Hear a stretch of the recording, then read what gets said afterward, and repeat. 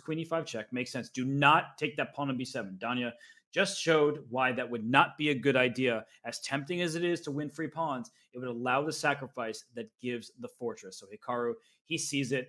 He's calculating how to go forward from here. Is it d5? Is it giving a few checks first? Is it trying to use the king? Maybe king to e2.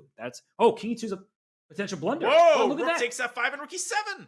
Yeah, and you can give a check, but then we get the drawn fortress that you were just showing. These positions are show always... that real quick. I absolutely should. King e2 puts the king and the queen in alignment. Rook takes f5. You can't take back. So you can say, oh, I have an intermediate check. But as you are saying, Robert, this gets exactly to the fortress that Hikaru has to avoid. Instead, he gives a check on a5.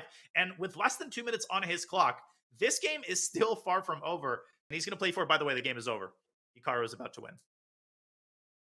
Oh, because I was like, he went queen b7, and I realized the rook is on g1 in the bottom left. So there is no rook takes f5 anymore because the rook can't scoop up the pawn that lands there. So Hikaru for sure is going to win game one. That's a huge achievement for him. Moves the king up. I think this is a draw. I think Jan might be able to save this, although Magnus the only one with chances here.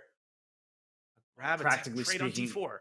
It looks difficult for white here just because of the knight and the pawns, but maybe there's no progress to be made somehow.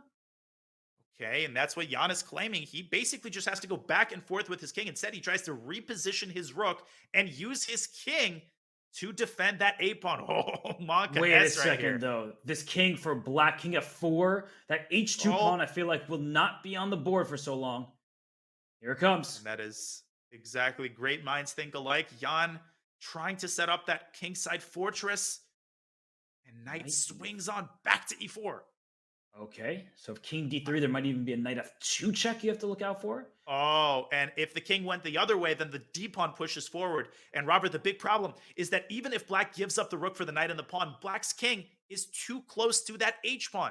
I think Jan is losing this. It is winning, because if the rook comes back to g1, the d-pawn is d3, d2, and so on, and you won't even be able to get the a2 pawn in time because black will promote. So here comes that d-pawn. This is over.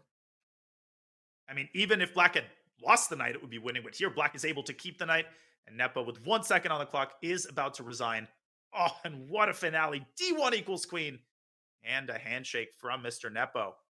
Wow, because a knight fork on c3 was about to happen. Nepo is not happy at all. He was just about to survive that game, but it wasn't meant to be. So Magnus Carlsen, the world champion, shows exquisite technique down the stretch to steal game one.